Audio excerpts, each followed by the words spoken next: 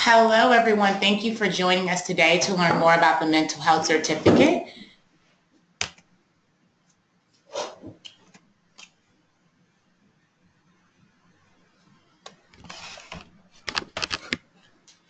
So the mental health certificate has two directors, Dr. Ben Druss and Dr. Delia Lang, and then there's myself, Zari Riley. I am the coordinator for the mental health certificate. This morning, Dr. Druss is here with us, and he's going to give you some background about the certificate and explain a little bit more what students should expect to get out of it. And then I'll come back and talk with you about the requirements of the certificate. Good morning, and thanks for taking time out from your summer to attend this webinar. I'm just going to give you a high-level overview of the certificate program, the mental health certificate program, of why we think it's important, and then hopefully leave plenty of time for you to ask questions. So the certificate program originally started more than 10 years ago as a mental health concentration, and this was the first of its kind in the school, and really the goal was to try to look at mental health through the lens of public health and public health through mental health, and really to do it in an interdisciplinary, interdepartmental way. So as you see,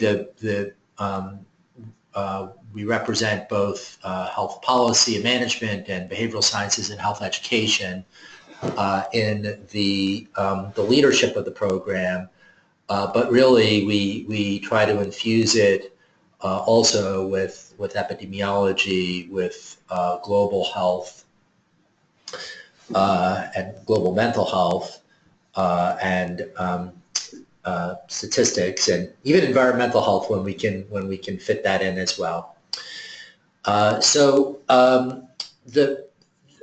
The idea of the program is to allow students to concentrate their electives, their practicum, and thesis work around topics related to mental health and public health. And it's for you to be able to graduate from the program with a sense of what it really means to be thinking about mental health from a population-based public health perspective, and to be thinking about the role of where mental health fits into public health as well. So the World Health Organization has emphasized that health isn't just the absence of disease, but it's a state of physical and mental and social well-being. And really, we see these as very much intertwined. Historically, mental health was kind of a latecomer to public health, in part reflecting the public health had its origins in infectious disease, and only later kind of began to incorporate chronic disease, and now is really beginning to think about mental health as well. Mental disorders cause an enormous burden. They're in developed countries, they're the single biggest cause of disability, in part because they begin young and they have a major effect on function. So they're very, very important from a public health perspective. And then mental illness is when something goes wrong in terms of mental health, when there are problems, and they are typically problems in thinking or mood or behavior that affect function. So they're bad enough that they affect someone's ability to effectively function. And then mental health, again, like health, is not only the absence of mental disorders, but it's the ability to lead a full and fulfilling life.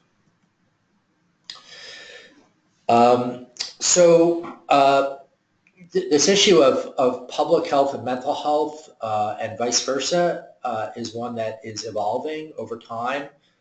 and I'd say has evolved in our own thinking about it. We teach a course in the second semester in the second year for mental health certificate program students, and we've really been kind of working at this issue to think about what does it mean to really be thinking about mental health from a public health perspective, and that's really the class where where Delia and I kind of work with you to be able to problem solve around issues related to mental health and public health, and that spans the scope of everything from preventing mental disorders and working with problems in students, all the way up through challenges in global mental health. And again, really our goal is for you to come out being able to solve those kinds of problems, to have those competencies to be able to be a public mental health practitioner. This is kind of what I've just been saying written out. Kind of the goals of the certificate in general is span kind of cross-departmentally from understanding the burden of mental illness through etiology and culture, and then really kind of the focus on practical skills. And we bring in folks from the community who are doing this kind of work, many of whom are graduates of the mental health certificate program, to help you to kind of get a sense of what that might mean once you go out after you graduate. As I briefly mentioned, I don't know, I guess I'm going to segue to Zari, but briefly, the idea of the certificate is to concentrate your work, coursework, practicum, and then thesis or other culminating experience around an issue related to mental health. Yes. So this next slide is going to give you the requirements for the certificate. So you are required to take Introduction to Public Mental Health, which is offered in the fall, and then to follow that with case studies in public mental health, which is offered in the spring. You can do that either in your first year or you can do it in your second year while taking your 5 credit hours of mental health electives at any point. But we do ask that students follow the course sequencing by taking Intro to Public Mental Health before taking case studies in public mental health. The 2 courses that are highlighted in red, those are highly recommended. So those are 2 of the electives that we strongly recommend that students take, but you're welcome to choose any 5 credits that are sitting below. You're also required to do a practicum in public mental health. So that means that it doesn't matter which department you're in, your practicum should touch on mental health. And so you'll get to write up your practicum proposal before actually going out to do the work, and you'll do that for your department, but you will also let the mental health certificate coordinator, which is myself, know, and I'll run it past the directors to see if what you're planning to do for your department will also cover your mental health requirements. Your culminating experience, that's your thesis or capstone, so that depends on which department you're in. I believe like for Epi, they only do a thesis. For HPM, they only do a capstone, but in some departments like BSHE, you can do a thesis or a capstone. Either way, your culminating experience must also focus in mental health. And so I'll give you guys a few more seconds to look at this slide, take it in.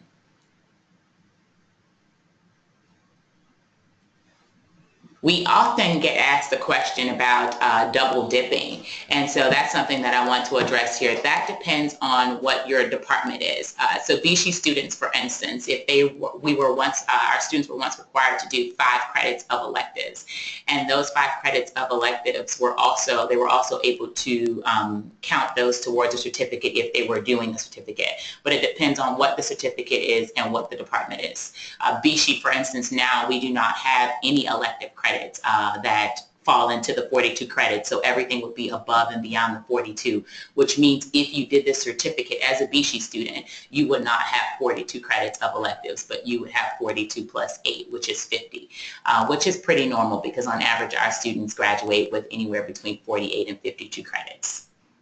And that's all Rollins students, not just BC students. So here are some examples of practica that have been done by students that were pursuing the mental health certificate. And this is just to give you an idea of places that, that students work.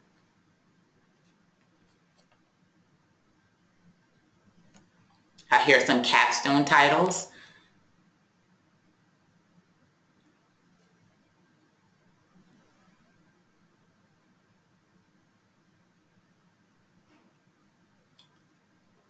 And lastly, here are some examples of theses that mental health students have completed. Students complete this certificate have written.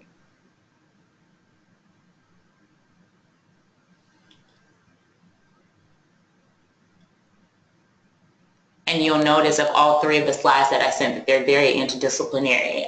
They're not, you know, what you think of when they're not all positions or papers that, you know, when you say mental health, you're thinking, oh, some person that's maybe dealing with bipolar disorder, but the actual certificate covers across the spectrum of mental health. Perfect. So now's your chance to ask us questions. This is Brittany Romanson. I'll be moderating the questions section. So if you could just type out your questions and we'll get them answered for you. We'll also be holding an information session during the first 2-ish weeks of school, another maybe half an hour session where you can ask questions in person again. I'll give you guys a quick minute. I see we have 16 of you online right now. Any burning questions? I know Zari hit on the top questions that we have with our certificate programs, if you could double dip. Do y'all have any questions that students usually come up with or ask? I guess I would just encourage you, there'll be an in-person opportunity for us to meet you, and come to that. If you're potentially interested, you can email us if you have other questions, or I'm happy to kind of answer questions. There isn't an application process, so that's a question that we get very often. Students ask, how do I apply? And you don't need to apply, you just take the courses that are listed, the required coursework. Because Intro to Public Mental Health, as well as case studies in public mental health are required courses, if we see every student that takes either of those courses, we will check to see if they've completed the rest of the requirements for the certificate. So you don't need to apply, you just need to enroll in the coursework that's needed to complete the certificate. Okay, we have a lot of questions coming in now. Wow. So the first question is, if you want to complete the certificate, do you just sign up for the courses, or is there somewhere that you have to declare this certificate? So that was the answer that I just gave. You just go ahead and complete the coursework, and then at the end of your program, so when you find yourself in your last semester, you'll get an email from me that says, hey, I see you enrolled in these courses. Can you please complete this form and let me know that you've met all of the requirements, and then I'll double check that for accuracy and you'll be certified for the certificate. Perfect. And can I do the certificate if I am in the EMPH program? You can do the certificate, as the certificate is open to anyone that is pursuing an MPH at Rollins, but it may be a bit more difficult for a student that's doing the EMPH program, as the classes that we're asking students to do are all offered on campus. Perfect. And we have a question, can you review the courses again, please? I'll go back in the slideshow so you can review that slide while we'll answer the other question of, if we are interested in their certificate, would you recommend starting the certification classes this fall? Well, it depends on which department you're in and what it is you are required to do. Certificates are secondary, so you want to work on your core requirements for your department first, and you want to prioritize that. Students in behavioral sciences, for instance, they are able to take 2 different versions of EPI.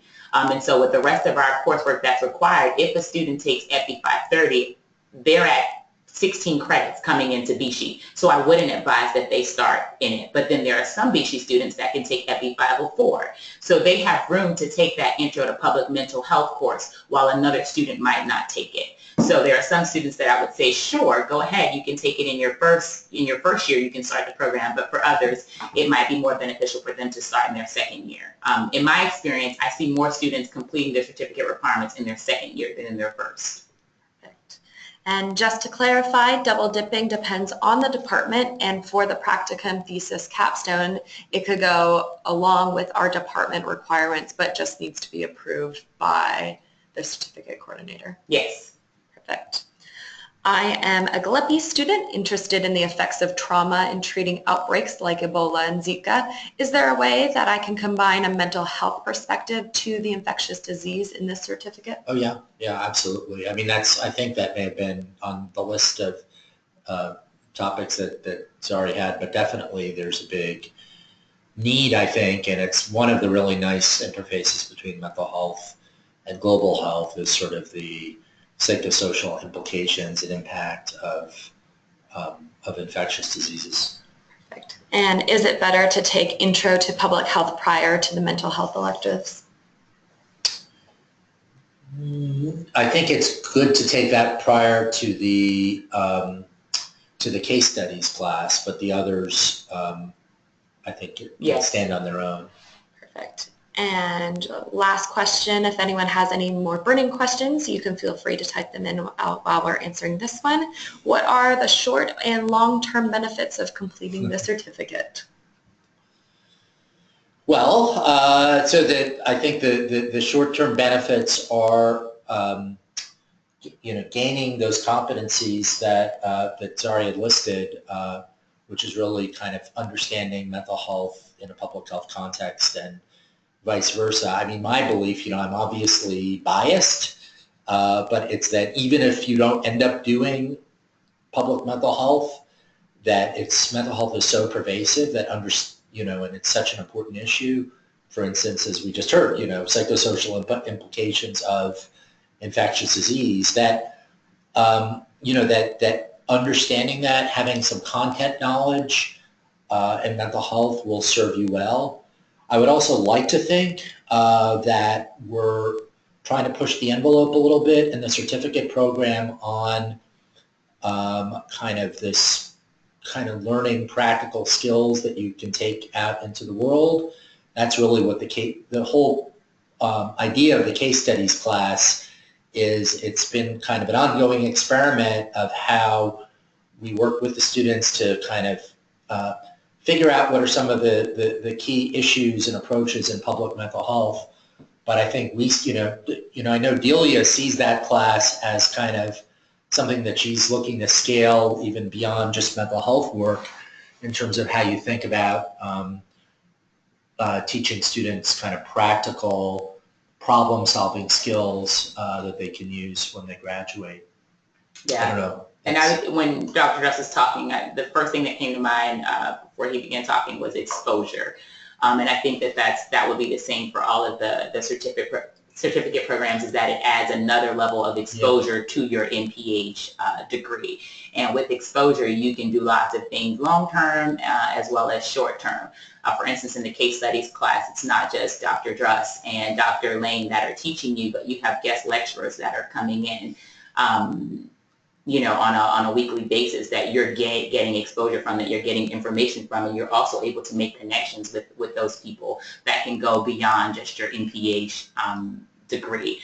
Additionally, with this sort of exposure, it helps you to be able to articulate when you go on interviews and you're looking for jobs, because now you can talk about more than just what you learned in your core classes. You can talk about mental health as well, and you can talk about it in a way that makes you seem like you know what you're talking about and that you're qualified to do a job. So I would say exposure is a short-term and a long-term benefit of the program.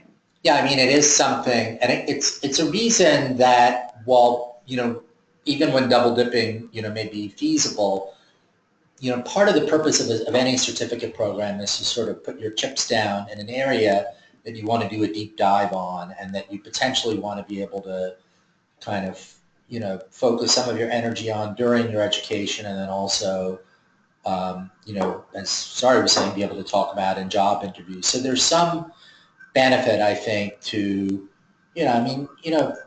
think about, again, whether this or another certificate program, is there an area that beyond the kind of the sort of core skills that you get in public health, is there a content area that you feel you'd like to kind of have some specialty expertise and be able to kind of use as sort of an organizing way of talking about yourself when you go on the job market. And we have one last question. I'm interested in dementia. Would you consider this a mental health issue? Oh yeah, it's a really important mental health issue that I would encourage you. An enormous public health issue that is only going to get more important over time. So we do have. I don't know. I don't know that there are specific classes in mental health and aging. I have there's a PhD student who I know is doing work in that area. We have a faculty member in our department who's an adjunct who does work in that area. But it's really important, and I think thinking about dementia through a public health lens is very important. Yeah. Because you don't see a course listed on what the course requirements what's required, that doesn't mean that course can't count towards the certificate. So what you would do, because new courses are popping up all the time and they're covering some of these topic areas that students are interested in, and they're thinking, oh, is this mental health related? If you think that it's mental health related, or you want to make a case for a course being mental health related and why it should count as an elective, then that would just be simply sending an email along with the syllabus to the directors and myself and saying, hey, I want this course to count as an elective for me. I thought about the epidemiology of aging, which is a course that's offered in the epi department. That's an elective that, depending on how that course is structured, it could count as an elective for the certificate if a student presented that request. And we could also connect you, there are other faculty throughout the school that in one way or another, whether in neurology or in nursing or in psychiatry, who are in one way or another touching on that issue. So if you were doing a thesis or looking for a practicum, there would be other opportunities outside of the School of Public Health. I see one last coming in. Even though we don't have to sign up for the MHC, I assume we should still be in contact with the coordinators if we are interested in enrolling in the classes. That's an option, but it's not. I have students that I've not met until they were actually graduating because they're in other departments and they just went ahead and completed the requirement. So when I do interact with students about the mental health certificate, it's usually because they're having some trouble maybe with an elective. They're wanting to do something different, something doesn't fit into their schedule. And so we're working to accommodate them so that they can still complete the certificate. But I do have students that go through the entire certificate, complete the requirements, and at graduation time, I'm like, oh, here's another student who's graduating from a department, Although I would say that, at least from my perspective, that sort of, kind of raising your hand and saying that you're interested in an area could only help, because it'll kind of let us know who you are. We can kind of give you kind of, advice along the way in terms of, things to take, and it lets us, potentially have contact with you, in a more one-on-one way before you graduate. So engaging with the directors, I would say definitely you're fine to stop by and let me know that you're doing the certificate, but it would definitely be more to your benefit to, start engaging with the directors of the program and making some contacts with other faculty that are working in mental health early on. Well, those are all the questions we have. I want to thank everyone for participating in the webinar. This webinar was recorded, so we will be posting it onto our YouTube page, and I'll be letting everyone who participated know where it is. We'll be putting it on the Admitted Student Portal. I'll also post to the Facebook page and put it into the orientation communication that it has been posted, and you can review it. feel free to reach out to any of us regarding any questions. Reach out to me specifically about orientation questions. Don't inundate Dr. Dross or Zari about orientation questions. I'll handle those. But thank you so much and have a wonderful rest of your day.